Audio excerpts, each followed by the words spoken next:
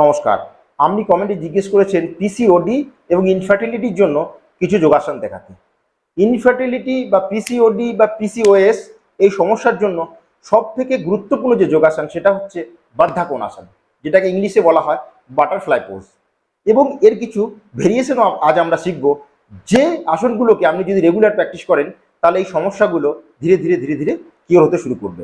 এবং আপনি যদি রেগুলার প্র্যাকটিস করেন তাহলে আমরা যে ইনফার্টিলিটির সমস্যা বা পেনফুল পিরিয়ড এগুলোও ধীরে ধীরে কিন্তু কিওর হতে শুরু করবে। তো প্রথম যে যোগাসন সেটা হচ্ছে বদ্ধাকোনাসন। এর জন্য আমরা যেমন করে নমস্কার মুদ্রা করি, মানে নমস্কার, ঠিক একইভাবে পা দুটোকে এইভাবে রেখে, বোঝা গেছে, এটাকে বলা হয় নমস্কার মুদ্রা। তো এখন আপনি যদি এইভাবে নমস্কার মুদ্রা করতে না পারেন তাহলে পা দুটোকে এইভাবে রাখবেন, দেখা যাচ্ছে। এরপর আমরা কি করতে হবে, ধীরে ধীরে রেগুলার প্র্যাকটিসের ফলে আপনার এই যে পা সে দুটো ধীরে ধীরে ধীরে ধীরে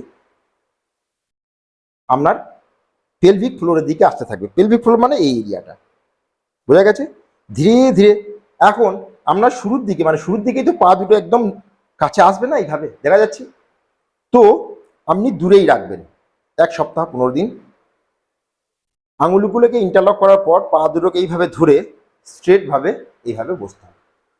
ধীরে ধীরে যদি আপনি রেগুলার প্র্যাকটিস করেন তাহলে এই পা ক্লোজে আসতে শুরু করবে এবং এখানে মেরুদণ্ডকে স্ট্রেট করে এইভাবে আমাকে বসতে হবে। এটাকে বলা হয় বদ্ধাকোনাসন। ক্লিয়ার? এই অবস্থায় আপনি রেগুলার 2 থেকে 3 মিনিট বসবেন এবং ধীরে ধীরে শ্বাসকে নেবেন এবং ধীরে ধীরে শ্বাসকে ছাড়তে থাকবেন। এটাকে বলা হয় বদ্ধাকোনাসন। এখন কি করব, এই অবস্থায় থেকে এইভাবে ধীরে ধীরে শেকিং করতে থাকবো, যেমন করে বাটারফ্লাইরা পাংখাকে শেক করে, মানে ঝাঁকুনি দেয়। এই জন্য এই আসনকে বলা হয় তিতলি পোজ বা বাটারফ্লাই আসন, বোঝা গেছে। তো কেমন করে করতে হবে, ধীরে ধীরে শ্বাস নিলাম উপর, শ্বাস ছেড়ে নিচে, শ্বাস নিলাম,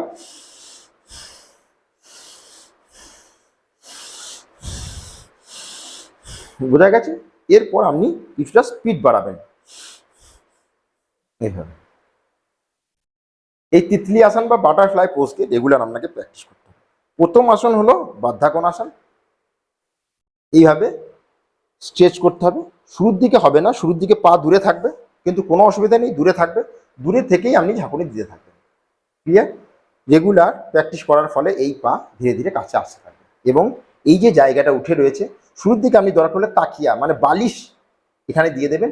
রেগুলার প্র্যাকটিস করবেন, তার ফলে এই ঘুটনা ধীরে ধীরে ধীরে ধীরে নিচে যেতে থাকবে এবং এক সময় 15 থেকে 1 মাস পর আপনি ধীরে ধীরে কমপ্লিটলি এইভাবে বসতে পারবেন। এটাকে বলা হয় বদ্ধাকোনাসন। এটাকে ঝাঁকুনি দিলে বলা হয় তিতলি আসন, কারণ তিতলিটা পাংখাকে শেক করে, সেই জন্য এটাকে বলা হয় তিতলি আসন। তো বোঝা গেছে 2 মিনিট বদ্ধাকোনাসন, 2 থেকে 3 মিনিট তিতলি আসন। ক্লিয়ার? এরপর আপনাকে করতে হবে বাটারফ্লাই ওয়াকিং, বোঝা গেছে। সেম এইভাবে বসে ধীরে ধীরে আপনাকে সামনের দিকে এইভাবে ওয়াকিং করতে হবে, বোঝা গেছে। শুরুর দিকে অসুবিধা হলেও আপনাকে কিন্তু প্র্যাকটিস করতে হবে। আমরা যদি PCOS, PCOD, infertility, painful periods এগুলোকে খতম করতে হয়, মানে কিওর করতে হয়, তাহলে কিন্তু আপনাকে আসুন প্র্যাকটিস করতে হবে। এখানে 15 to 30 সেকেন্ড হোল্ড করতে হবে। ধীরে ধীরে শ্বাস নেবেন এবং ধীরে ধীরে শ্বাসকে ছাড়বেন। শ্বাস নিয়ে ধীরে ধীরে উঠে আসতে হবে। প্রত্যেক আসনকে আপনি 3 থেকে 5 বার প্র্যাকটিস করবেন, বোঝা গেছে। এইভাবে ঝুঁকতে হবে, এইভাবে নয়, মেরুদণ্ডকে বেঁকিয়ে নয়, মেরুদণ্ডকে স্ট্রেট রেখে। এটাকে বলা হয় বাটারফ্লাই ওয়াকিং, বোঝা গেছে। এর পরের যে আসন আপনাকে করতে হবে সেটা হচ্ছে উষ্ট্রাসন, মানে ক্যামেল পোজ। ক্যামেল পোজ মানে হচ্ছে যেমন করে আমাদেরকে টিচাররা নীল ডাউন করতো, এইভাবে, বোঝা গেছে। আমি পিছন থেকে দেখাই। এই হচ্ছে পায়ের পজিশন। ক্লিয়ার? এখন ধীরে ধীরে হাতকে এইভাবে পিছন দিকে ধরে আপনাকে এই অবস্থায় হোল্ড করতে হবে। এটাকে বলে উষ্ট্রাসন বা ক্যামেল পোজ। ইনফার্টিলিটি বা পিসিওডি সমস্যার জন্য খুবই গুরুত্বপূর্ণ আসন।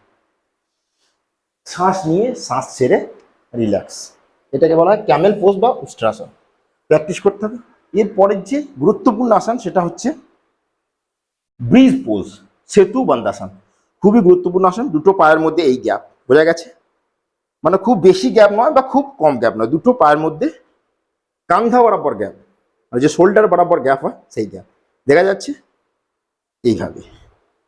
এরপর আপনাকে গ্রাউন্ডের উপর শবাসনে শুয়ে পড়তে হবে। এরপর পায়ের গোড়ালির উপর এই যে এরি বা গোড়ালি এর উপরে ধরে শ্বাস নিয়ে এখানে হোল্ড করতে হবে। ধীরে ধীরে শ্বাস নিতে হবে এবং ধীরে ধীরে শ্বাসকে ছাড়তে হবে। এখানে 30 সেকেন্ড হোল্ড করতে হবে।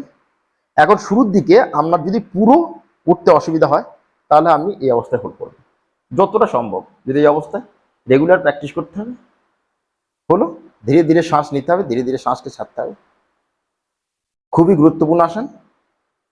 যখন আপনি ফুল প্র্যাকটিস করতে পারবেন তখন হাতকে গোড়ালির উপর ধরে শ্বাসকে নিয়ে এই অবস্থায় ধীরে ধীরে পেটকে খালি করে শ্বাসকে ছাড়তে হবে। এই পেটকে ফুলিয়ে শ্বাসকে নিতে হবে। বোঝা গেছে? রেগুলার 3 থেকে 5 বার সকালে এবং 3 থেকে 5 বার বিকালে, এবং প্রত্যেকবার 30 সেকেন্ড। শুরুর দিকে অসুবিধা হলে 10 সেকেন্ড। শুরুর দিকে সম্পূর্ণ উঠতে অসুবিধা হলে আমি বলেছি এইভাবে, দরকার হলে আপনি এখানে পিলো দিয়ে দেবেন। বোঝা গেছে? রেগুলার প্র্যাকটিস করার ফলে আপনি পিলোকে সরিয়ে দিয়ে এই অবস্থায় হোল্ড করবেন। এটাকে বলা হয় সেতু বন্দাসন বা ব্রিজ পোজ। শ্বাস নিয়ে পেটকে খালি করে শ্বাস ছেড়ে ধীরে ধীরে গ্রাউন্ডে রিল্যাক্স শ্বাস নিয়ে উঠে আসতে হবে। বোঝা গেছে? এই আসনগুলো রেগুলার প্র্যাকটিস করতে হবে। বাদ্যাকোণ আসন, তিতলি আসন, বাটারফ্লাই পোজ, আপনি পারলে ভুজাঙ্গাসন করবেন। রেগুলার শিখতে থাকবো। আপনাকে করতে হবে কপালভাতি ক্রিয়া, অনুলোম বিলোম। তাহলে পিসিওএস, পিসিওডি, ইনফার্টিলিটি এই সমস্যাগুলো কিন্তু কিওর হয়ে যায় যদি আপনি সঠিক বিধি মেনে এবং রেগুলার যদি যোগাসনগুলো প্র্যাকটিস করেন। তো আজকে এইটুকু। Thank you, take care, good bye এবং স্টে হেলদি। নমস্কার, থ্যাংক ইউ।